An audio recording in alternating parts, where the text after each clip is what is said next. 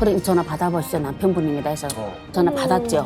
네. 프로들이다. 나는 대련에 있다. 네가 오면 네가 하자는 대로 할게. 그 말이 뭐냐면 네가 북한 가자면 가고 네가 여기서 살자면 살겠다는 의미거든요. 남편을 만날 줄 알고 일단 이제 공항에 턱 내렸단 말이에요. 아니 다른 애도 없어요? 저는 대련인 줄 알았죠, 당연히. 대련인 것이 아니라 내 탄 비행기가 인천공항에 내린 거예요. 뭐 경제적으로는 어렵진 않으셨어요. 그렇죠. 그런데 1999년 평온하던 영자 씨 일상에 갑자기 큰 쇼크가 찾아옵니다. 갑자기 누가 문 열어! 문 열고 들어온 거예요. 보이부였어요. 그 보이부가 갑자기 영자 씨를 끌고 감옥으로 갑니다. 여분이 거기셨던 거죠? 다짜고짜. 아니 내가 뭘 잘못했다고 내가 끌고 가십니까? 그랬더니 남편 어딨냐고 사실대로 얘기하고. 도대체 남편분은 무슨 일 하셨습니까? 외화벌 일은 계속 했기 때문에 풍족한 삶을 살았습니다. 어찌 보면.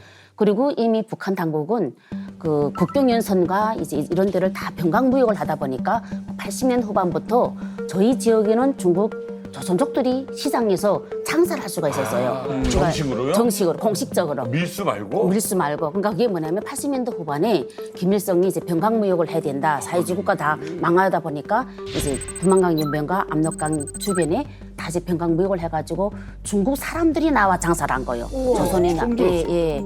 그렇게 하다 보니까 중국 조선족들이 돈을 이제 요구하죠. 어떤 걸 가져오라. 그러면 얼마 주겠다 이런 식으로. 그래서 그런 일을 이제 했는데 그게 어떻게 남편이 이제 중국으로 이제 가게 된 거죠. 그래서 그렇게 하다 보니까 저는 이제 남편이 어떤 거 하고 어떻게 한 것도 전혀 이제 모르는 상태였거든요. 남편 거 다 적어라 어쩌라. 근데 뭐 아는 게 있어야 적죠.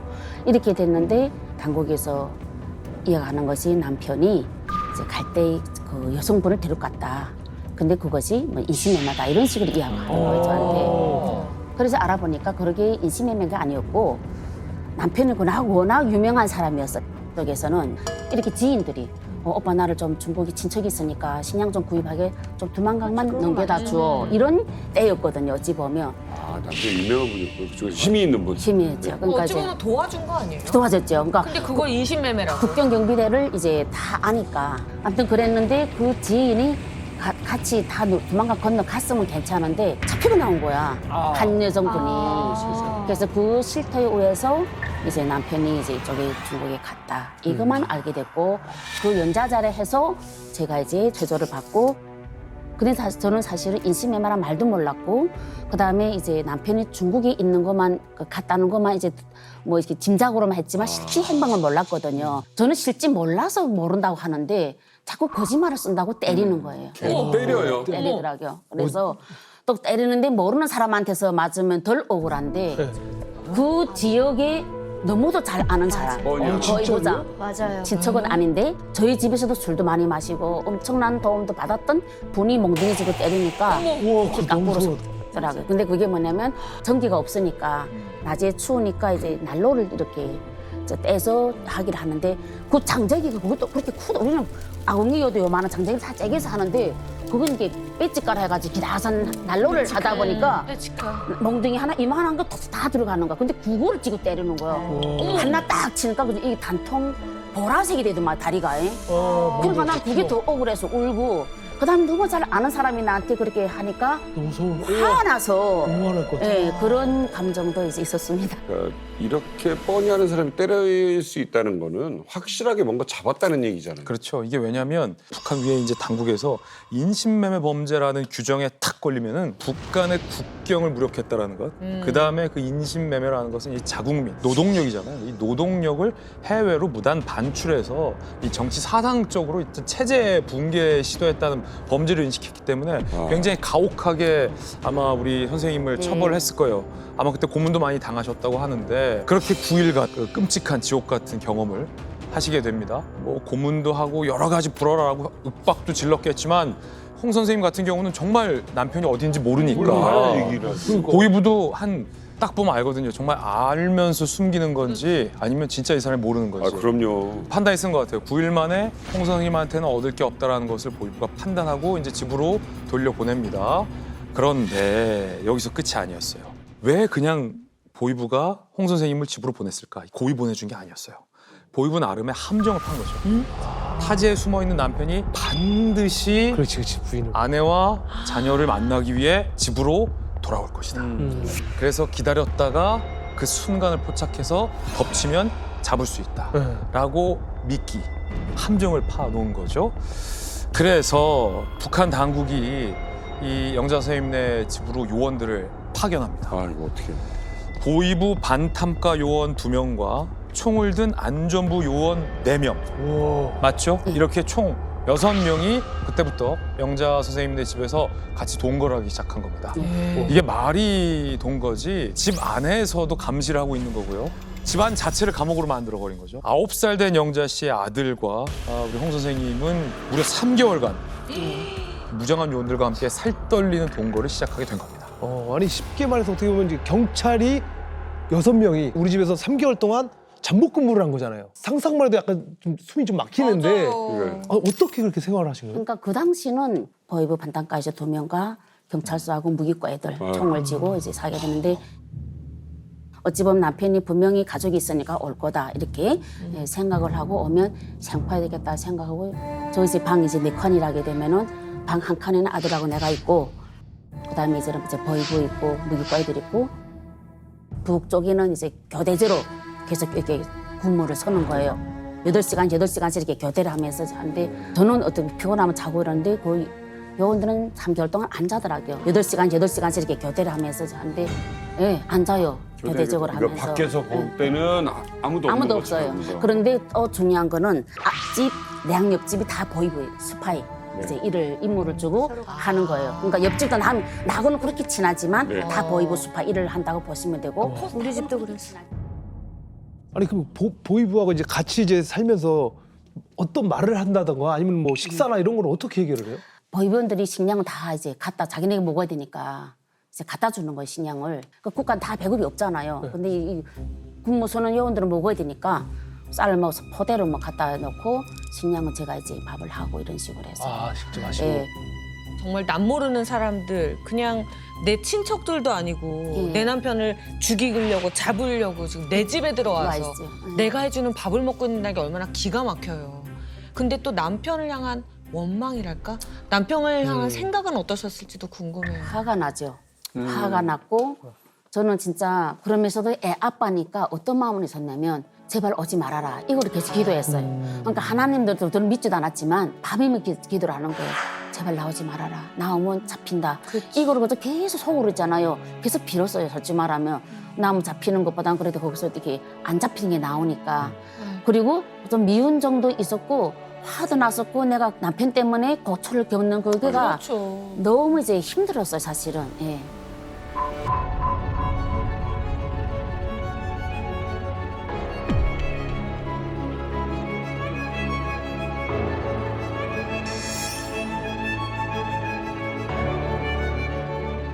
그걸로 끝나면 얼마나 좋겠습니까? 그쵸. 예, 끝난 게 아니라 북한 당국이 진짜 상상하지 못할 추방을 또 이제 시킵니다, 저를.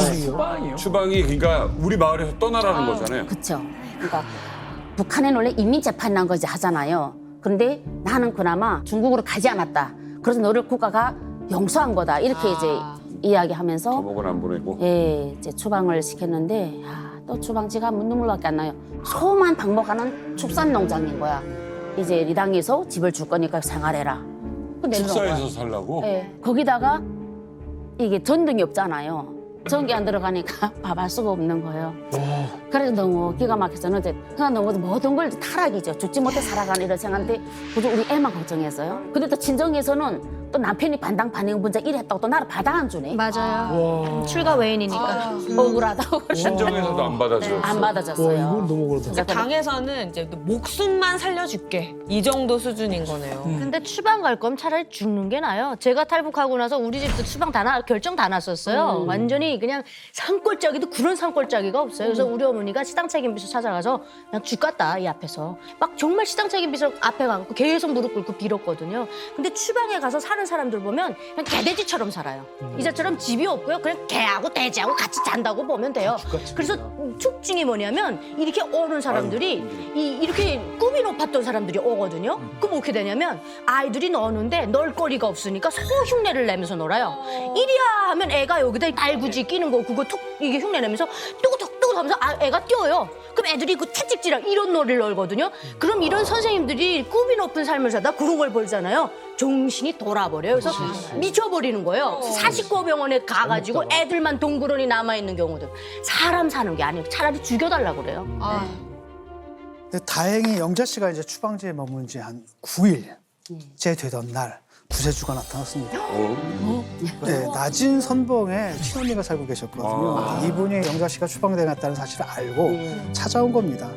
데리러 온 거죠.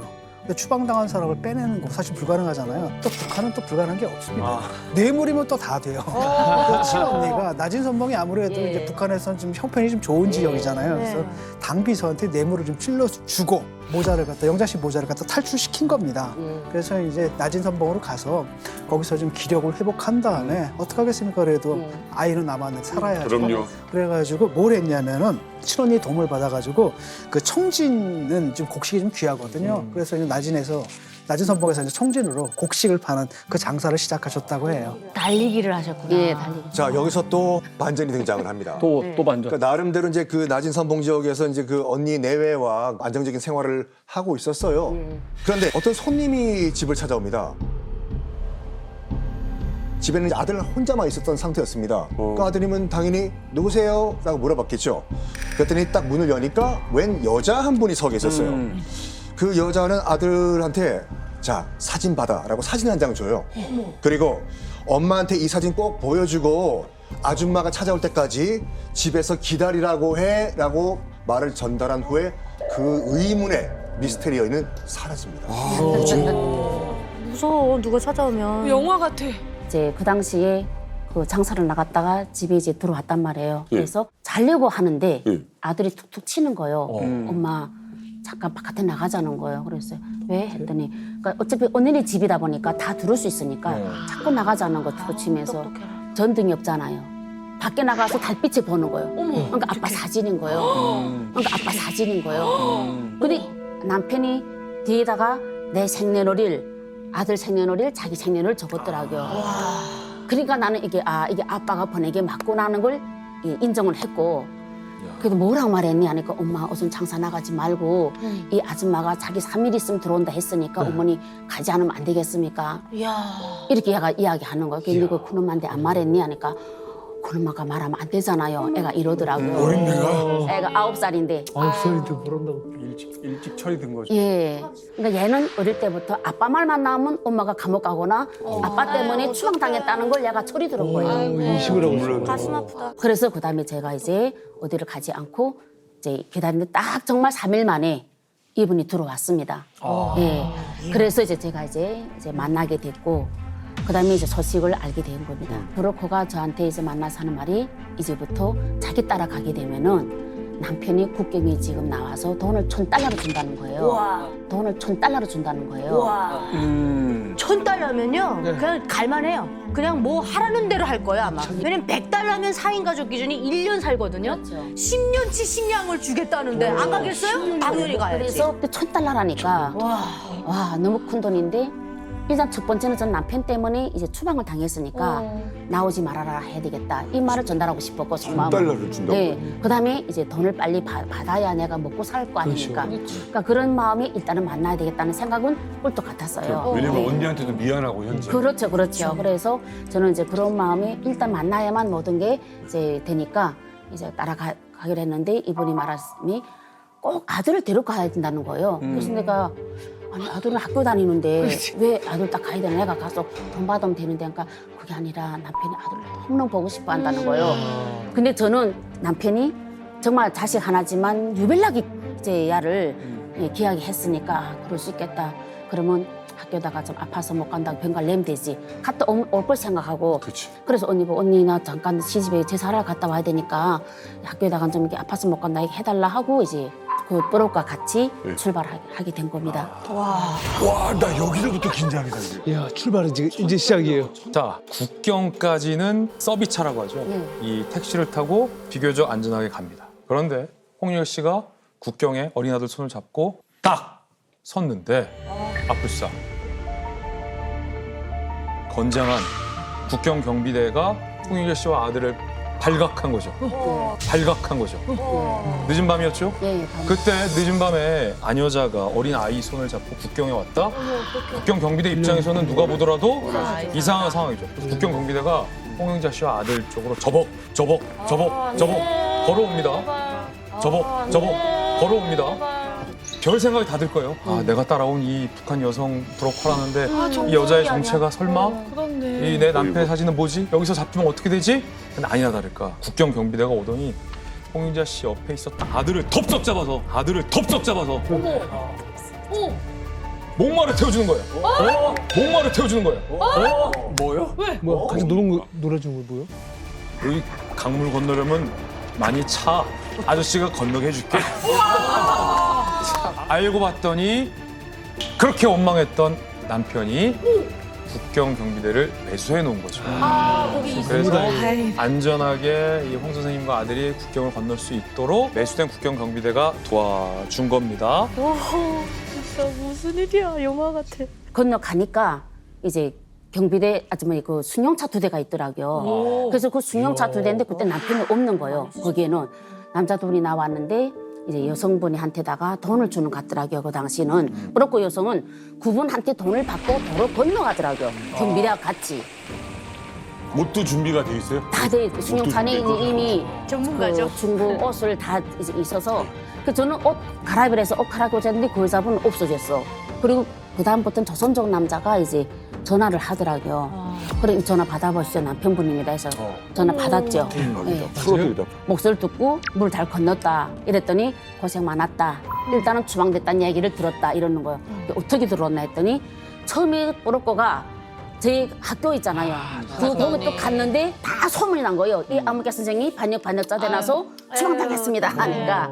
그래서 마지막으로 그러면 친정에는 보이비가 감시돼 있으니 거리가 먼 라진 언니에다가 사람을 띄우면 내 소식을 알겠다 이렇게 생각하고 라진이 띄운 거예요. 뽀로꼬를. 그런데 거기에 생각지도 않은 아들이 있었던 거지. 네. 그래서 거기서 이제 저는 고생했다 하고 이제 애하고 또 이렇게 바꿔주니까 애는 거기서 아빠하고 울죠. 9살인데. 어떡해.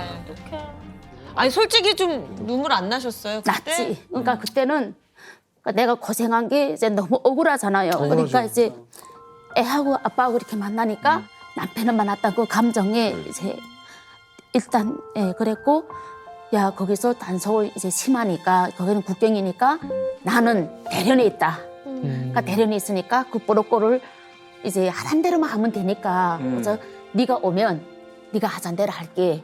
그러니까 그 말이 뭐냐면 네가 북한 가자면 가고 네가 여기서 살자면 살겠다는 의미거든요. 이게 뭐 서로 많은 말을 주고받아도 그래서 저는 나오면 안 된다는 걸 너무 잘 아니까 이제 어떻게든 나는 혼자 가더라도 남편은 나오지 말라고 해줘야 되겠다. 그리고 그 돈 1,000만 원 받고 어차피 뇌물고 오면 또 살 수는 있으니까 이제 아무튼 그런 생각이 만감이 교차했던 것 같았습니다.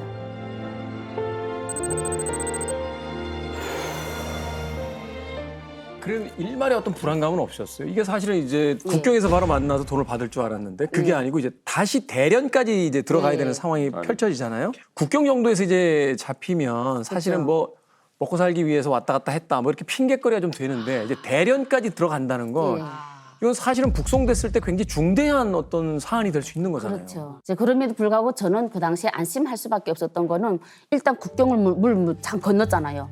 그리고 물 건너고 그다음에는 이제 피신되어 있는 그 아파트에 이제 머물게 하면서 하니까 또 남편이 전화 통화되니까 그 다음부터는 그래도 물 건너 때보다 그 긴장과 그런 것보다 조금 좀 나았던 것 같습니다. 그 안가에 며칠이나 있었어요? 어떤 집에? 일단은 처음 중국 이틀 있었으니까 3일째 되는 날이 비행기를 탔단 말이에요. 3일 뭐야 이런?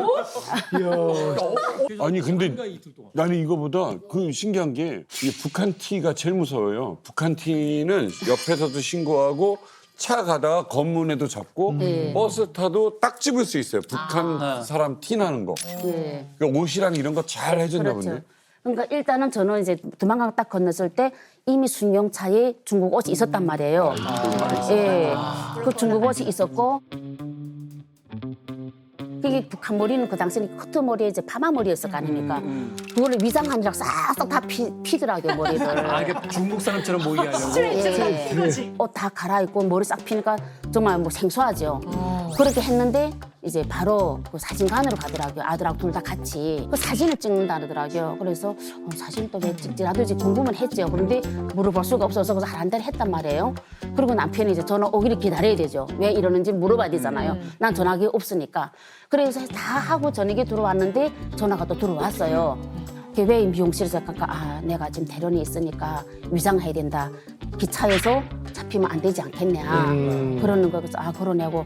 아무튼 고생했으니까 조금만 기다려라. 바로 내일이면 만날 수 있다. 이렇게 이제 이야기하더라 전화를. 그래서 안심을 제가 했어요 거기서는. 관전 포인트가 또 하나 등장을 합니다. 원래 계획은 이제 연기를 해서 이 기차를 타고 이제 선양으로 갑니다. 선양에서 비행기를 타고 다리엔 대련으로 가는 거였어요.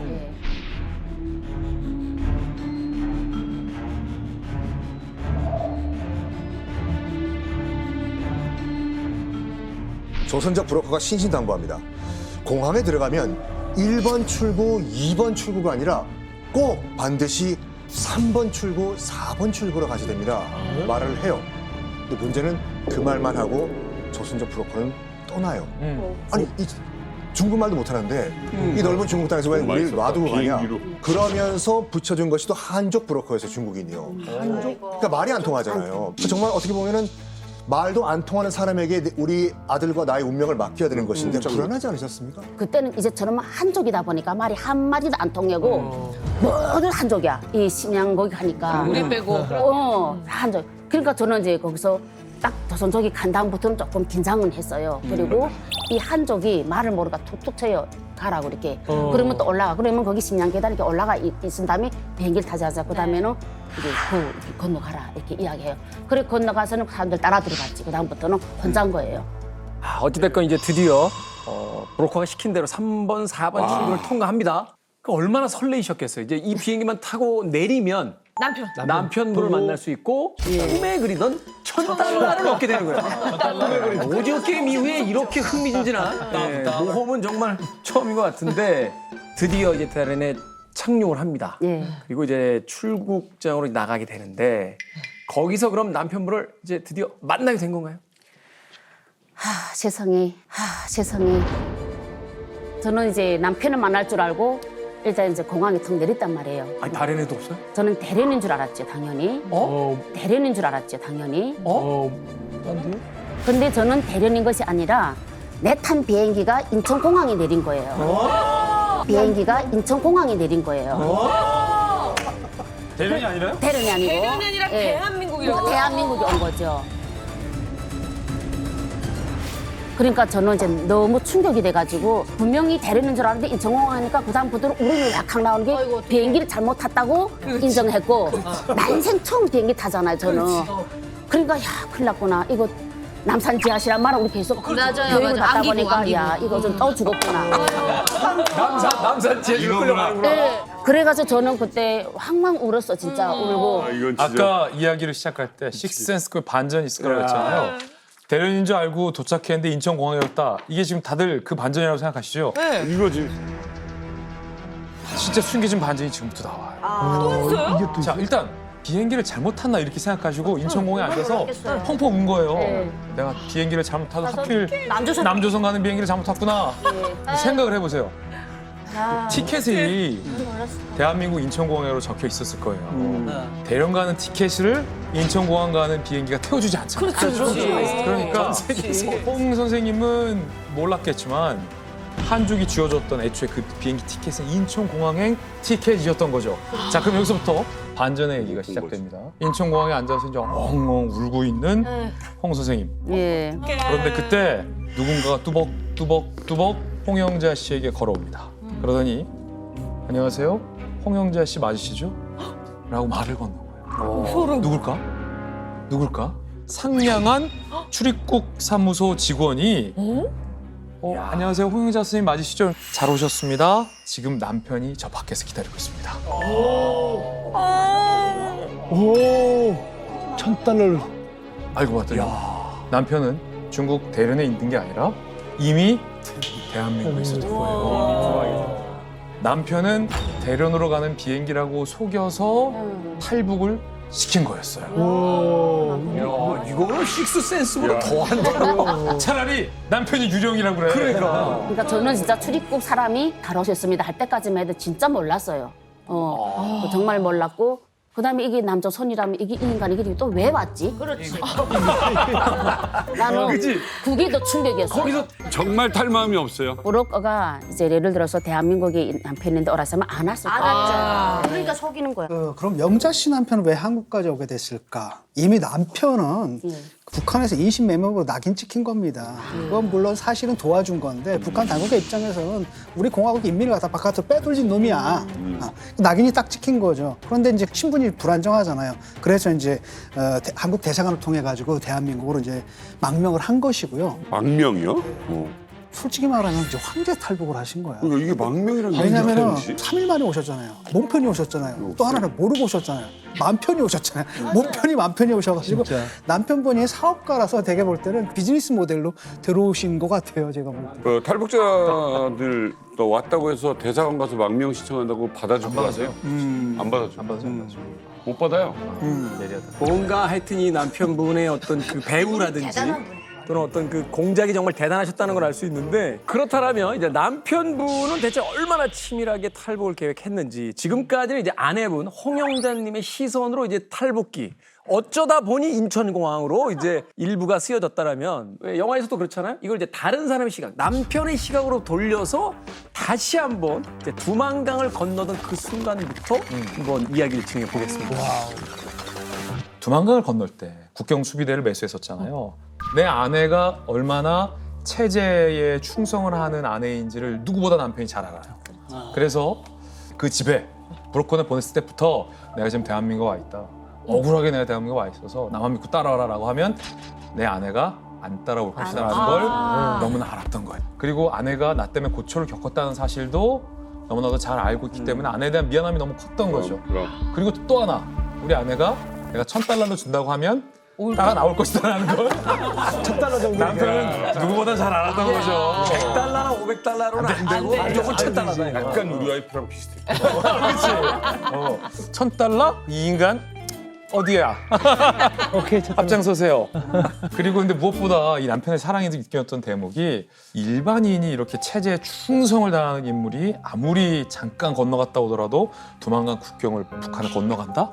얼마나 불안하고 두렵고 떨리고 여기서 대부분 다 사고 나요. 제때 탈북 못하면 여기서 망칠 수 있거든요. 근데 어쨌든 비싼 정성을 들여서 계속해서 안심시켰던 거예요. 그래서 국경 수비대를 아주 세게 매수를 해서 목마도 태워주고 저기까지만 가면 된다, 대련까지만 오면 된다라고 거듭거듭 안심을 시켜서 아내를 잘 낚은 거죠. 목마 서비스는 처음 들어봤어요. 진짜 남편분께서 철저하게 계획을 세웠다는 증거가 또 있어요. 자, 그 조선자 브로커가 뭐 머리도 하고 옷도 새로 입고 이렇게 예쁘게 꾸민 김에 우리 기념사진 좀 찍읍시다라고 말했자고 말씀드렸잖아요.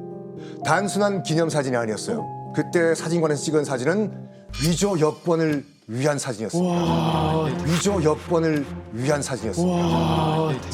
장난이 아니에요. 그러니까 이제 공항에 도착을 했는데 일단 한국말을 잘하는 조선족 브로커가 이제 빠이빠이를 하고 이제 한국말을 전혀 못하는 한족 브로커가 또 등장했잖아요. 그 이유가 뭘까요? 그러니까 왜 말을 안 통하게 하려고? 왜? 말이 안 통하면 장점이 뭘까요? 장점이? 쓸데없는 말을 안 할 수 있구나. 그렇죠. 지금 남편분께서는 아내분이 얼만큼 빨간 물이 들어 있는지 얼만큼 빠졌는지 모르잖아요. 최종 목적지를 알면 안 돼요. 만약에 조선족 그 가이드가 마음이 흔들려가지고 우리 또 영자 선생님께서 도대체 공항에 왔는데 최종 목적지가 어디냐? 대련 맞냐? 사실 대련이 아니라 인천이다. 이 말하면 끝나는 거예요. 아예 질문 자체를 원천 봉쇄를 시켜버린 거죠. 그리고 정말로 남편의 그런 그 전략이 빛을 발한 건 뭐냐면 아까 1번, 2번으로 나가지 말고 3번, 4번으로 나가라 말씀하신 거. 남편분이 중국 이민국 직원을 이미 매수를 해놓은 상태였습니다. 스케일이 무기. 3, 4번 쪽을. 그러니까 중국 공무원까지 매수를 한 상태. 정말 스케일이 커요, 진짜요. 예전에 딱 그때까지 가능했어. 그렇죠, 그때까지 가능했어요, 옛날에. 네, 아니 진짜 듣다 보니까 이제 소름이 좀 돋는데 아니 하나 좀 궁금한 게 아니 이제 비행기를 타면은 사실 한국행이면은 한국 말로 안내 방송이 좀 나올 거 아니에요. 그렇죠, 그렇죠. 그 방송을 들으면 이게 한국인지 알지 않을까요? 여기서 좀 이렇게 들으시는 분들도 좀 궁금한 게 아니 아무리 경황이 없더라도 정말 한국 가는 비행기를 몰랐을까? 네. 라는 생각이 아마 드실 거예요. 그런데 난생 처음 비행기를 타신 분이다. 라는 점을 좀 감안을 해야 돼요. 처음이다. 그리고 이 북한 땅을 떠났다. 그리고 이 낯선 중국 땅에서 난생 처음 비행기를 탄다. 라는 이 두려움과 떨림을 좀 이해한다면 좀 심정이 이해되실 것 같아요.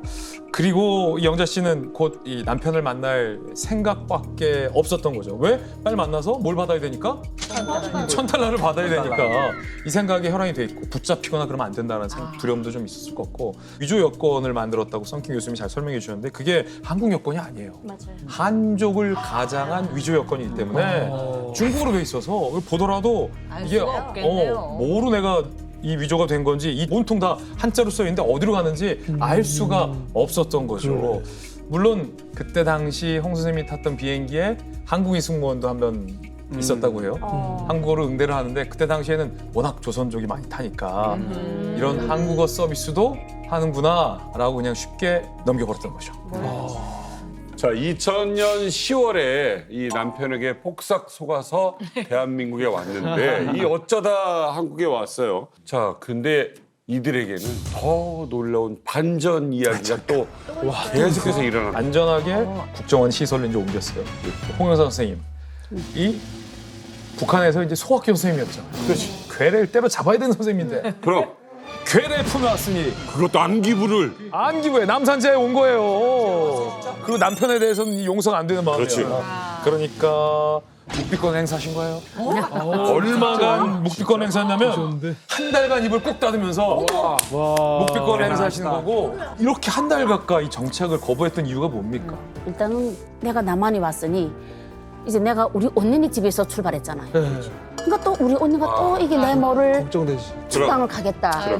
내가 이게 가장 처음에 걸렸고, 그다음 두 번째는 내 남동생이 이제 군인이었단 말이에요. 아유. 그런데 어찌 보면 군관대학을 졸업하고 제 나름대로 당국에 충성하려고 또 정치대까지 가서 그 10년 동안 대학을 해가지고 시골에서 평양에 산다는 건 쉽지 않거든요. 와, 이거 보통 일이 아니죠. 그러니까 나는 얘가 이제 내 때문에 이것도 남한이라 하게 되면은 8천까지 연다자에서 이렇게 죽인다고 북한에서는 교육을 받았으니까 야 이거 큰일 났구나 내 때문에 나 혼자 때문에 이렇게 하게 되면 어떻게 되겠나 생각해서 묻기보다도 이렇게 먼저 자연스럽게 물어봐요. 그러면 대답을 안 할 뿐이에요. 저는 그저 가만히 있고 남편과 막 통화해달라. 그래서 제가 이제 하도 제가 이제 응을 안 하니까 이제 남편 통화 주는데 남편과 다시 이제 남편과 이렇게 통화되는 게 로고 많은 걸 몰랐어요. 도청하는 걸. 하겠죠, 예. 당연히. 조사 과정이니까. 그래서 제가 이제 나는 남자스러운 걸 몰랐다.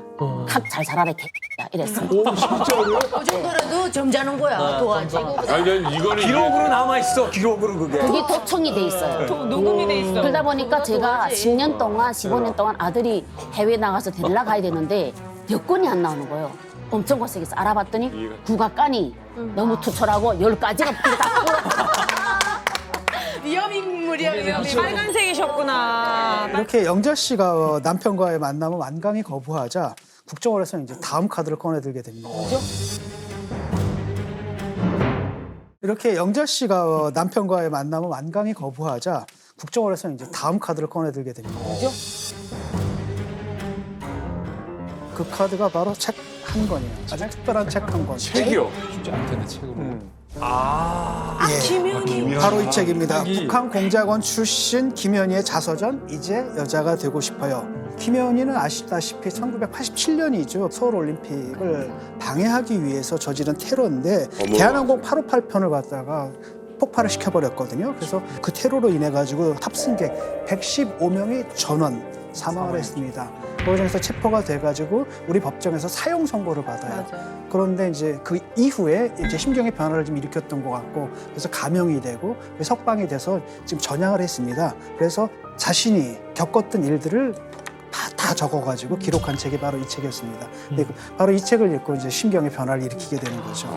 이야, 영자 씨한테 하필이면 이 김여희 자서전을 보여준 이유가 뭘까요? 일단은 간첩이면 북한에서 최고의 그 출신 성분이거든요. 그러니까 이런 사람이 대한민국에 도대체 어떤 모습을 봤길래 이 간첩이 최고의 세뇌부터 다 무장돼 있는 간첩도 대한민국의 덩이가 돼서 여기서 살아갈까? 이거 엄청 충격적이지 않아요? 그리고 우리 선생님 때는 그래도 이런 책을 보여줬잖아요. 그러니까 시대별로 책이 다르네요. 저희 때는 그 김정일의 요리사 그걸 저한테 보여줬거든요. 근데 저도 처음에는 그걸 읽고 나서야 장군님이 먹었던 제기밥이 그 스시였구나 이걸 알게 됐거든요. 그러니까 그 책 한 권이 저를 싹 바꿔버렸어요.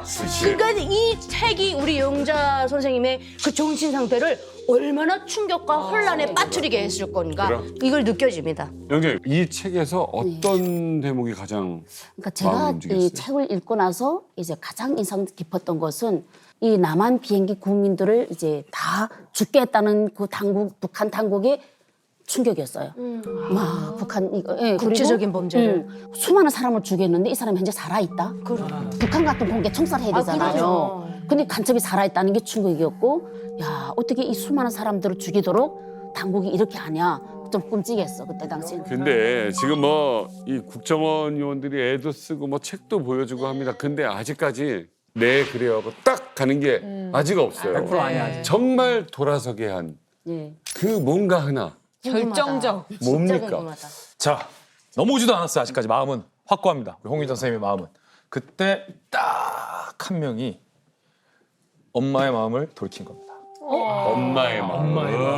누구였을까요? 10살짜리 아들. 아들. 비장의 카드. 이제 아들을 통해서 마음을 움직여야겠다라고 우리 국정원이 이 공략법을 바꾼 거죠. 잘했다. 네. 그래서 밖에 있는 아빠를 통해서 국정원에 아들에게 장난감을 보내는 거예요. 롤러 스케이트도 보내주고 네, 맞아. 초콜릿도 보내주고 또 맛있는 간식도 보내주고 세상에. 그리고 이 아들 입장에서는 국정원에 와서 뭐 한 달간 있었는데 매 끼 배부르게 밥이 나오지. 그러니까 아들이 이렇게 물어보는 거죠. 아빠랑 엄마랑 그냥 여기서 다 같이 살면 안 돼? 라고 아들이 엄마를 설득하기 시작한 거예요. 맞죠? 예, 이제처럼 롤러스케이트라는 건 처음이잖아요. 이 하는 거. 맞아. 그다음에 뭐 통조림이 들어오지, 간식이 들어오지, 한 번도 먹어보지 못했던 이런 간식들 주말마다 들어오고 옷도 또 많이 들어와. 그러니까 정말 너무 좋으니까 애가 하루는 날 보고 엄마는 왜 자꾸 북한 아빠가 안 살고 북한가 가겠다 하냐 이러는 거예요. 아빠가 우리가 지금 살자고 데려온 거 아니에요? 이렇게 이야기하면서 나는 아빠가 살고 싶다고 이러더라고요. 롤러스케이트에 녹았어. 그래서 내가 절대 그러면 안 된다. 아빠는 지금 남조선이란데 반역 반응자 죄를 지었으니까 반역자다. 이렇게 한다 했더니까 그때 이제 애가 엄마 손잡고 엄마 왜 아빠가 안 살자고 그러니까 엄마가 북한에서 아빠 때문에 고쳤을 건데 나를 설득시키는 거예요. 밤마다. 그리고 나는 엄마가 안 살고 아빠가 살고 싶다고. 와, 이걸 쓰다. 그래서 제가 야 남편과는 못 살아 자식 떨고 놓고 못 살잖아요. 그렇죠. 네, 그래서 하는데. 그래서 그 다음에 이제 조사할 땐 또 이렇게 다른 내용을 또 적으라 그래요. 그때부터는 적었죠. 애 때문에 내가 갈라지면 안 되겠다. 내 애를 위해서도 그렇게 해야 되겠다. 그래서 거기에서 이제 내가 애 때문에 이제 대한민국에 왔는데 정말 선택을 잘한 거죠. 지금 이야기하면. 진짜 힘들다. 살게 지금은 하는 게. 그 박한 선생님이랑 괜찮으시죠? 그럼요. 너무 사랑하고 너무 존경하고 하지만 그 전화 통화 내용은 기록으로 영원히 남아 있어. 그렇더라고요. 남조선인 건 몰랐다. 각 잘 자라라 개 이랬어. 오, 진짜로요?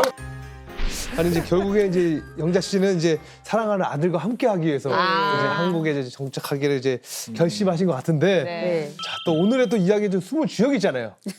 남편분 맞아. 그분이 제일 궁금해. 부자 남편. 언제 제외하신 거예요? 조사를 4개월을 받고 이제 이렇게 하나원으로 옵니다. 그러면 이제 하나원 딱 나오면 하나원 교육을 3개월을 받잖아요. 그러면 첫 주부터 매주 주말마다 이렇게 면회 시간이 있어요. 그래서 그때 처음으로 이제 톡 보니까 속이 철렁했어요. 왜냐면 정말 2년 만에 만났는데 너무 늙은 거예요. 와, 2년 동안. 머리가 빠져가지고 가족 그러니까 난 그때 스트레스가 네, 마음 고생 많이 한 거예요. 또 보는 순간에 너무 내가 이제 마음이 아픈 거예요. 그다음에 어떤 생각 들었냐면 중국에서 엄청난 고생을 했구나. 그 생각을 들었어요. 그래서 정말 그 신경적인 그게 있어가지고 10년은 팍 늙었더라고요. 저는 제일 궁금한 게 돈입니다. 그렇죠. 이 지금 보면은 엄청난 비용이죠. 맞아. 딱 그렇죠. 이게 계산해도. 루트라이 보면은 엄청난 비용이 들었을 것 같아요. 아들하고 이제 저를 데려오라니까 비행기를 타야 될 거 아닙니까? 그런데 이제 그 당시에 자기가 3월에 나왔는데 내가 지금 10월에 왔단 말이에요. 6개월밖에 없으니까 돈이 없잖아요. 이제 하여튼 제가 그때 당시는 어떻게 들었냐면 내 1,500, 아들이 1,500 이래서 비행기 값 들어갔다. 감사하게도 담당 형사님이 보증을 서가지고 대출을 받아가지고 얼마를? 제가 이제 아마 대출 2천만 원 갚아야 되는 게 급선무였고 그다음 아마 1,000만 원은 남편이 자기 이제 정착금 받은 거랑 모아서 이제 들어오지 않았나. 근데 그것도 담당 형사님 보증을 선 게 감사한 거죠. 남편은 그냥 정말 할 수 있는 방법을 최대한 동원한 거예요. 그 그렇죠. 형사도 고마운데요. 그래서 고맙죠. 고맙고 지금도 가깝게 지내고 있습니다. 네. 너무 고마운 형사님. 그 덕분에 제가 이렇게 잘 살고 그러게. 있습니다. 예. 18, 18, working hard.